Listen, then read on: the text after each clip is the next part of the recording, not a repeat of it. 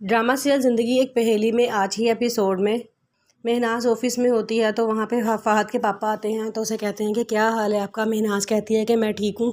تو وہ کہتے ہیں کہ آؤ بیٹھو باتیں کرتے ہیں۔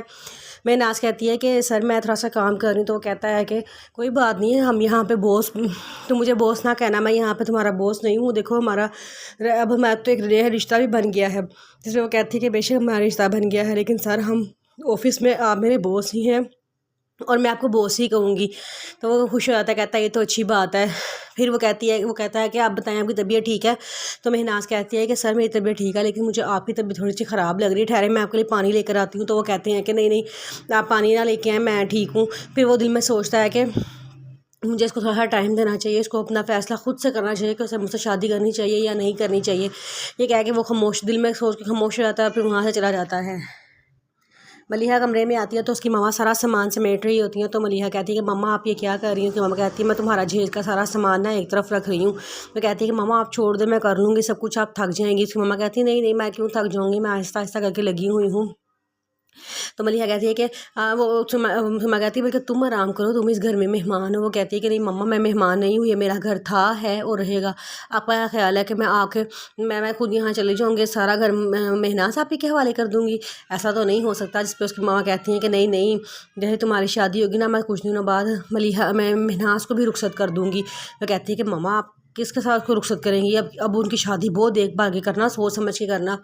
اس کی ماما کہتی ہے تم فکر نہ کرو، آپا نے ثاقب کے لیے دوبارہ مہناز کا رشتہ مانگا ہے۔ ملیحہ کہتی ہے مما آپ کیسی باتیں کر رہی ہیں، ثاقب بھائی تو شادی شدہ ہے۔ وہ کہتی ہے کہ مما ہم ایسا نہیں کر سکتے، شادی شدہ ایک لڑکی کے حق پہ ہم ڈاکہ نہیں ڈال سکتے۔ میری بہن کبھی بھی سوتن بننا پسند نہیں کرے گی، آپ ذرا سوچ سمجھ کے کام کریں۔ سما کہتی ہیں کہ نہیں بیٹا میں صحیح کہہ رہی ہوں، آپا اس کا بہت خیال رکھیں گے، انہوں نے بڑے دل سے رشتہ مانگا ہے، ثاقب اس سے بہت محبت کرتا ہے۔ جب سے اس کی پہلی شادی ہوئی ہے وہ بڑا اداس سا رہنا شروع ہو گیا تھا، آپا نے بڑی چاہت سے میرے سے رشتہ مانگا ہے۔ ملیحہ یہ ساری باتیں سن کر چپ ہو جاتی ہے اور فہد کے پاس جاتی ہے اور جا کے کہتی ہے کہ ماما آپ ہی کا ثاقب سے رشتہ کرنا چاہ رہی ہیں تو تم ایسا کرو جلد از جلد اپنے پاپا کا رشتہ بھجواؤ تاکہ وہاں بات پکی ہو جائے۔ وہ کہتا ہے کہ ہاں میں سوچ رہا ہوں۔ پھر فہد اپنے پاپا کے پاس جاتا ہے اور انہیں جا کے کہتا ہے کہ پاپا جی آپ کو پتہ ہے مہناز کے رشتے کی بات ہو رہی ہے اور ثاقب کے ساتھ اس کی ماما کا رشتہ کرنا چاہ رہی ہیں، اس سے پہلے کہ وہ اسے کر لیں ہم اپنا رشتہ پہنچا دیتے ہیں۔ اس کے پاپا کہتے ہیں یہ ٹھیک ہے ہم اپنا رشتہ پہنچا دیتے ہیں، لیکن ایک بات ہے۔ وہ کہتا ہے کیا؟ اس کے پاپا کہتے ہیں کہ بات یہ ہے کہ ہمیں مہناز کو اپنا فیصلہ خود کرنے دینا چاہیے، جو وہ چاہے گی وہ خود فیصلہ کرے گی، اس کی زندگی کے لیے کیا بہتر ہے کیا نہیں، اس پہ ہم نے کوئی زور زبردستی نہیں ڈالنی ہے۔ وہ کہتا ہے کہ ہاں ٹھیک ہے ایسے ہی ہے، ہم اسے اپنا فیصلہ خود کرنے دیں گے۔ پھر اس کے بعد ثاقب اور مہناز بیٹھے ہوتے ہیں تو ثاقب اسے کہتا ہے کہ آج کل تم بڑی اداس سی لگ رہی ہو۔ وہ کہتی ہے کہ نہیں ایسی کوئی بات نہیں ہے۔ تو وہ کہتا ہے کہ مہناز پتہ کیا بات ہے، میری شادی تو ہو گئی ہے لیکن میں تمہیں نہیں بھول سکا، میرے دل میں کل بھی تم تھی، آج بھی تم ہو اور ہمیشہ تم ہی رہو گی۔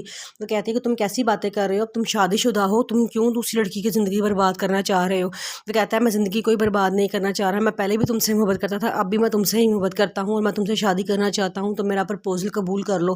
کہتی ہے کہ خبردار آج کے بعد تم نے ایسی بات کی، میں ایسے بات کبھی بھی نہیں مانوں گی۔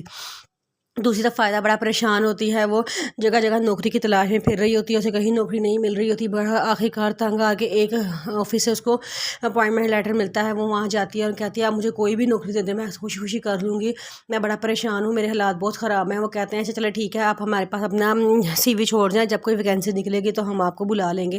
دوسری طرف نعمان بڑا پریشان ہوتا ہے، اس کی بیٹی عائشہ اس کی جو بیٹی ہوتی ہے اس کو زارا سنبھالنے سے انکار کر دیتی ہے۔ وہ کہتی ہے کہ میں اسے نہیں سنبھالنا چاہتی، میں کی شکل تک نہیں دیکھنا چاہتی، اور کنزا بھی اس کی بیٹی کو اتنا پیار نہیں دے سک رہی ہوتی۔ نعمان بڑا پریشان ہوتا ہے تو اس کے پاپا کہتے ہیں کہ تم نے فائزہ پہ بڑا ظلم کیا ہے، پہلے اس کو اس کے اپنے گھر سے نکلوایا، اب اپنے گھر سے بھی اس کو نکال دیا ہے، کتنی غلط حرکت کی ہے تم نے۔ نعمان کہتا ہے کہ پاپا جی اس نے مجھے دھوکہ دیا تھا۔ پاپا کہتے ہیں کہ بیٹا جب تک تم اپنی ماں کی آنکھوں سے اس کو دیکھتے رہو گے نا تمہیں یہی لگے گا کہ اس نے تمہیں دھوکہ دیا ہے، حالانکہ در حقیقت اس نے تمہیں کوئی دھوکہ نہیں ہے، تمہارے پاس اپنی عقل ختم ہو گئی ہے، تم اپنے دماغ سے کیوں نہیں سوچتے کہ وہ لڑکی تمہیں دھوکہ دے سکتی ہے جو تمہاری خاطر سب کو چھوڑ کر آئی ہے۔